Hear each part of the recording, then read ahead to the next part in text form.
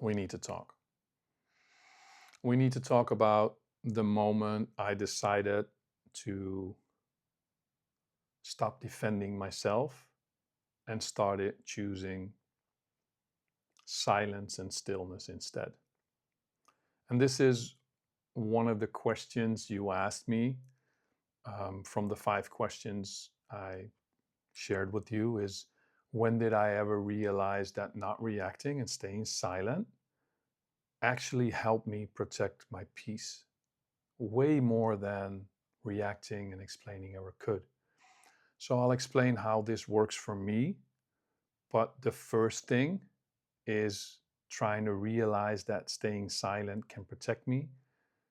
That meant that I needed to stop reacting and I needed to stop explaining myself. That's easy, right? But how could I implement that staying silent when I have a TBI that is taking control over my brain's ability to even process thoughts?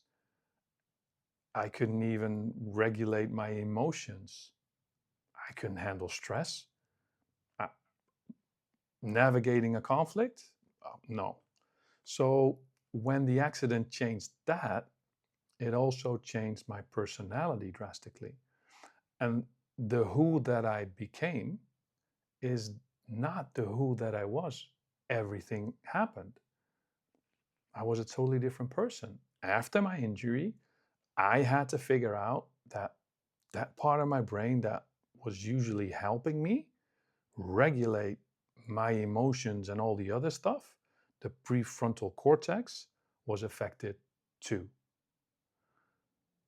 And that is a difficult thing to recognize because it's not just about that specific part of the brain that doesn't really work that good anymore, the injured part. There is a ripple effect that's taking place throughout the entire brain. And that is a scary thought. My accident caused left temporal lobe severe damage. But strangely, I feel the ripple effect stretch way further than just that area, because that is my memory, my speech, my emotions. Understanding how everything in my brain is connected, and it's so crucial within the recognizing of the patterns that I see day in, day out, is when one part goes off or goes down, the other part finds a way and needs to find a way to compensate and maybe even find a different way.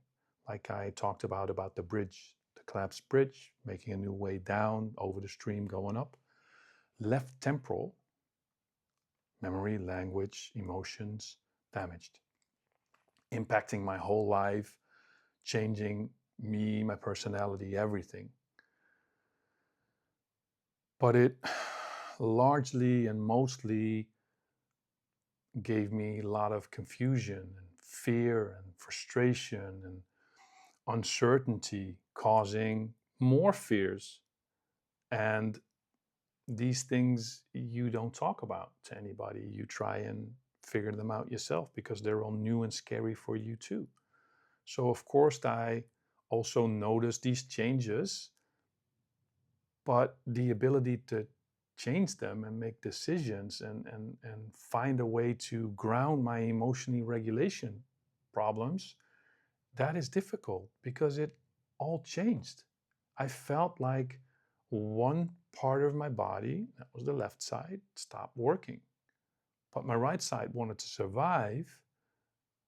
So it meant that it needed to take over, start working harder, taking over the things that my left brain couldn't do anymore. But how do you do it? How do you ask a part of your body to take over control without asking it if it wants to? So hence my fears, hence my confusion, hence my frustration. And then because of all these things working over time, the exhaustion. Because having a brain that doesn't turn off, but also a part 5 to 10% that doesn't work anymore and just stops, meant that I needed to try and maintain my focus while having emotional regulation problems, not overseeing anything that was happening. That is so energy draining. I hope this makes sense. So what I needed to figure out is that these changes disrupted not just my memory, but also impacted my overall mood, my personality, my view of life and of living. My ability to sit still and focus on something was almost impossible, especially in the beginning. So, in the beginning, I didn't have any tools or knowledge to make changes or overcome any of these unforeseen problems. So, in and over the last 10 years, I've had to figure out a lot of ways to find and adapt and accept. And yes, my working memory still has a lot of challenges. It's okay. And my problem solving works, let's say, differently, slower, but more thoughtful because of the staying silent and feeling. My emotions, my emotions used to be like all over the place. Now, and in the now, I've learned to not fight with my brain and my emotion, but work with my brain and my emotion. So, knowing now what is happening, it's easier to rebuild the how because I know what's going on in the now instead of back then. It makes me less scared of my future. It makes me not angry of my past. It's just a part of rebuilding myself and rewiring my system. And that's a deep sigh. That's creating a new path for a stronger self. Making these videos helps a lot in my own healing. And I hope it helps in little things with people that are listening. Talking about my struggles, my pains, my fears, my rebuilding, my growth, my little wins. Just know that listening to my own voice and explaining everything that I've never talked about out loud is really strange for me because these are things that were always present in my thoughts, and now I'm finally letting them out and making them become words. And I think that for me is healing, talking about it. Understanding these things, I think, finally helps me pause and reflect and understand how complex my brain injury actually is. I'm 10 years along the way and I'm still fighting with it. So I'm glad I found the space within myself to choose and to respond with the option to stay silent. So in this, I found my eternal and internal peace, acknowledging how my reactions in the first 5, 6, 7 years after my TBI were like instant and fast, and they were like lightning, but they were words without thinking. They were rough, harsh, direct, unstoppable. So some people called me, I heard later, too sensitive or emotionless. And I heard this because they said it behind my back. And some people even went as far as to call me too Dutch. But remember, I wasn't trying to be any of these things that they thought I was. I didn't want to be different. I didn't choose to be different. This is just what happened to me. Yeah, well, the other part, maybe the Dutch part, maybe that's true, but I don't know. We're direct. But this is my way of living with a brain injury, and this is how it looks like. And I'm trying to explain how it feels, seeing it from my perspective. So the invisible injury that made my emotions louder and quicker and more direct and harder to manage, that was the limbic system. That is my emotional regulation and response center. it was constantly working, not thinking, just working. So it was an overdrive. So for me, for me, this meant unexpected mood swings, instant memory lapses and losses, unknown anxieties that I never had before, and I will never give in to them, a lingering mind wanting to push me towards depression. Then I will never be depressed because I'm a too happy person. But my alarm system, my internal alarm system, the amygdala on the left side, also kept going off. Like there was an alarm going off all the time, like there's danger, danger, danger. But there wasn't any danger. The danger was making me think these things. And it was difficult because I couldn't recognize my own pain, my own fear, my own emotions. My body, my energy, my senses would feel them, but I just couldn't understand what was going on. And I think the part that makes it even harder now is that I couldn't see it and recognize it in other people. Now I can, but then I couldn't. So when other people finally pointed this out to me after the fact, my brain just had the feeling it got attacked. It misfired. It made me like wanted to fight, made me irritable because I didn't understand why people felt this way about me and thought these things about me, and why would they say this after years. I think it angered me, but it scared me even more. I think because I didn't want to feel and react that way, the way they were talking about me, my brain just couldn't filter it. It wasn't the same anymore. It wasn't used to all these things. So that made it scary, hearing these things and not recognizing myself in those reactions they were talking about. I knew them, but I didn't recognize me. It was like looking in a mirror and just seeing somebody else. It was living in somebody else's body, his mind, his energy. And yet I knew I needed to take back the control over my thoughts, my responses, my reactions.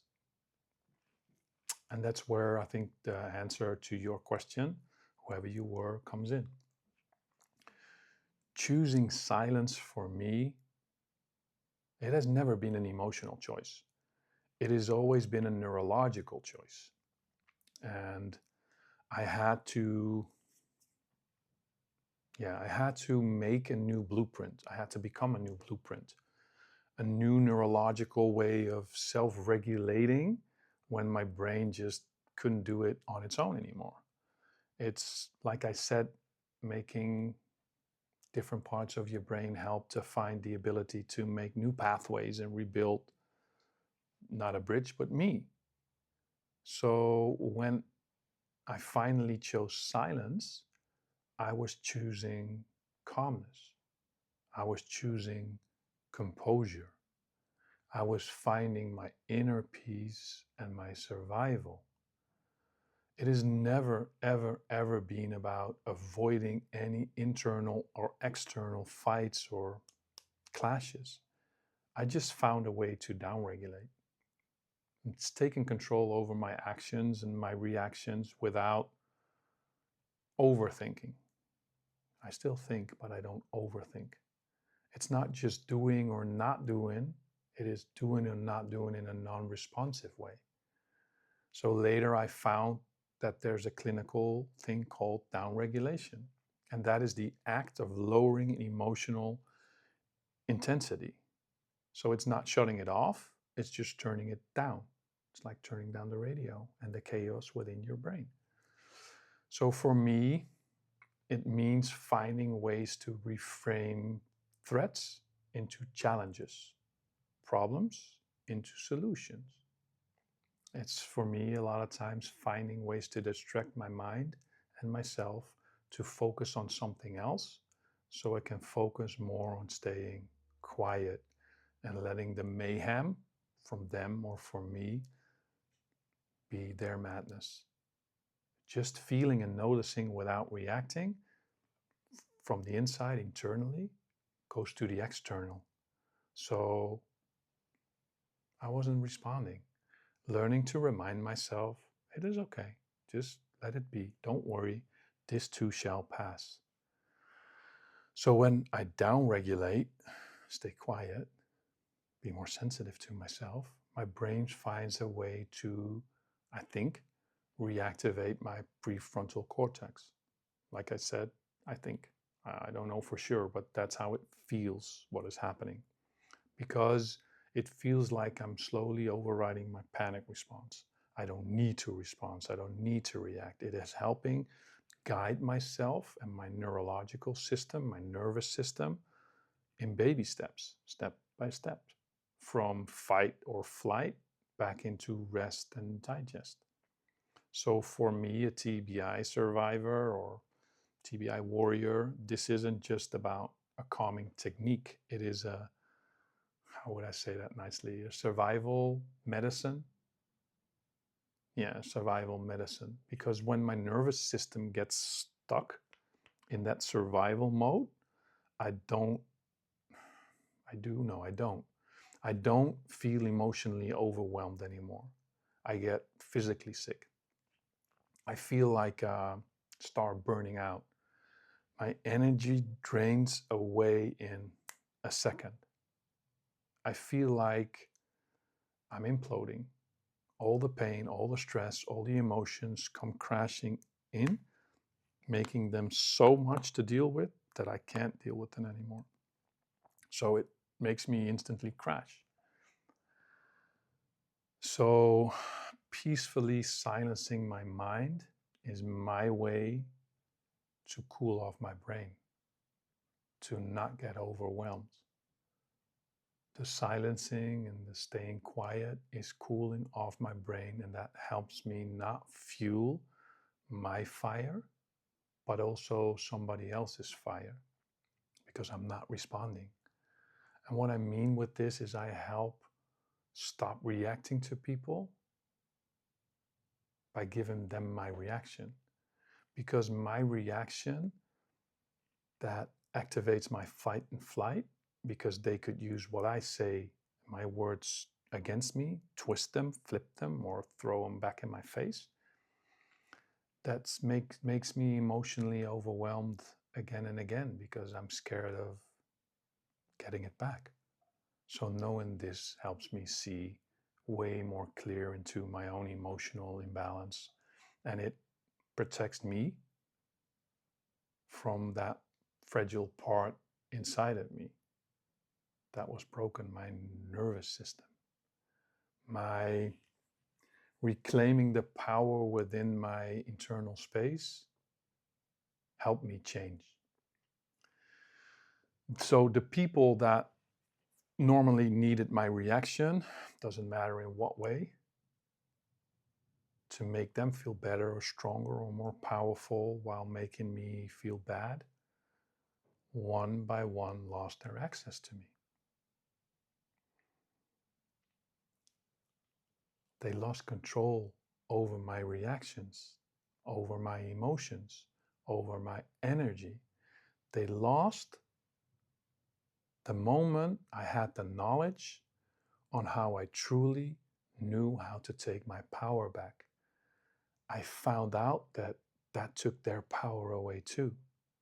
So suddenly understanding what I needed to make me feel safe again, it made me change so drastically, taking control of that part again, taking away the outside control over me and trusting the inside control.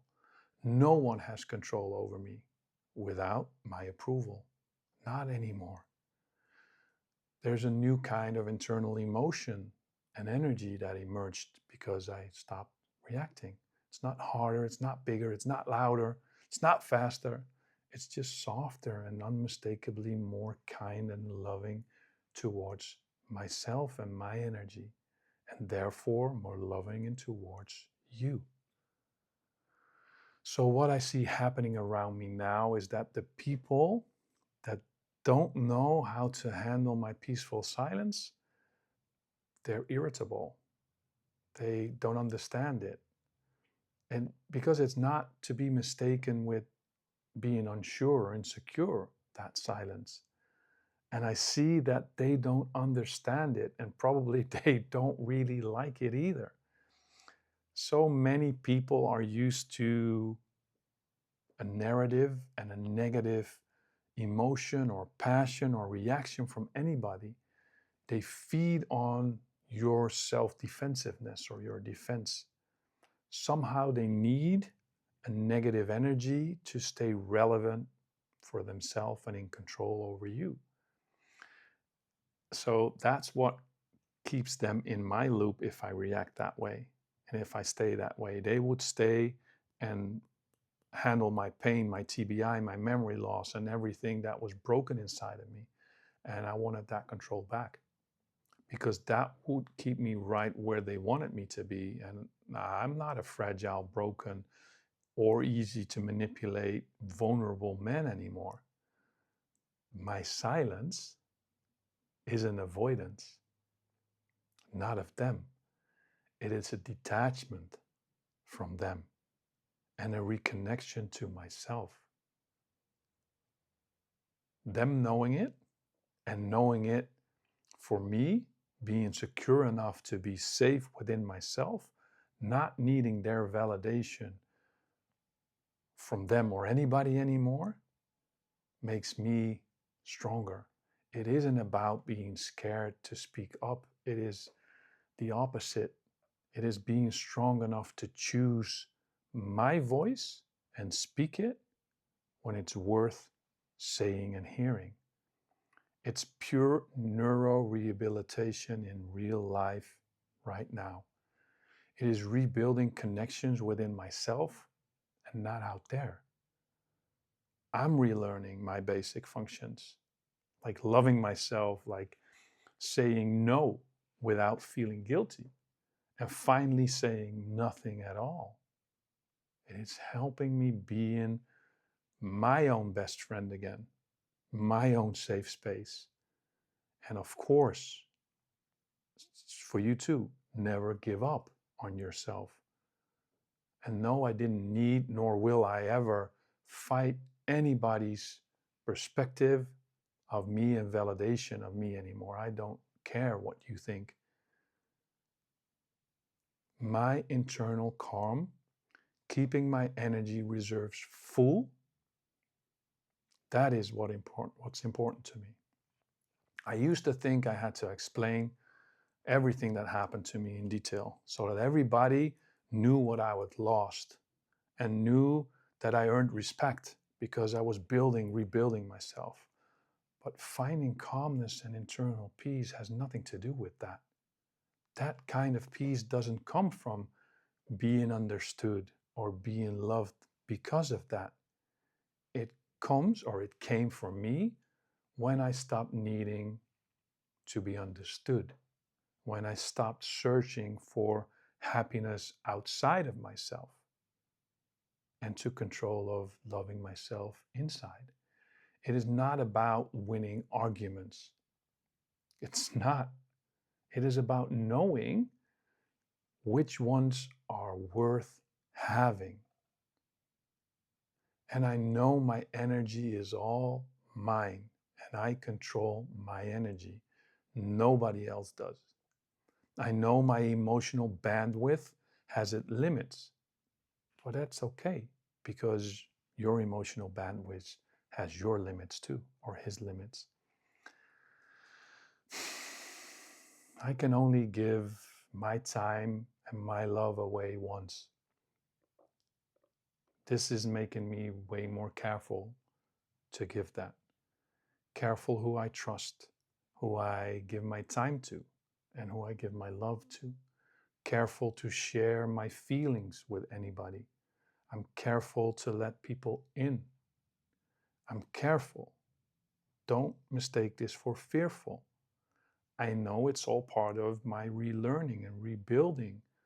And one of my life's hardest truths is I have to stop opening my heart to people that I know are only there to break it. So by saying or not saying, staying silent and observing, I found my inner worth again. I'm standing up for me. I'm standing up for my values, even though I still have to figure out who my new self is and who I want to be or who it wants to be. And I'm doing this in baby steps. This is my rebuilding of me, not yours. It is not becoming a bigger or smaller version of me. It's becoming a more intentional version of me. So, for all the listeners, just know I finally know what I'm worth and what my values are, who I am, who I now want to be, and who I want to become. I have stopped caring about what the world wants and how the world sees me. I don't need to change anybody's perspective on who I am to them. My silence is a choice, not a defeat. It is a power. It is not being powerless. And I won't, no, I won't. I won't use up my energy or burn down out trying to convince anybody to like me or like what I'm sharing on here. Everything I share becomes from me, from my truth about how I live my life and how I see my life and how my TBI works for me and against me. And I'll keep loving me and loving life. I'll keep treating people the way I want to be treated back. And of course, I'll make mistakes. And that's fine. It's okay. Just tell me if I make a mistake. Tell me if I'm hurtful because I live and I learn and I'm open to learn. I hope I didn't ramble again. So I hope I answered the question. If there's still different questions, please tell me.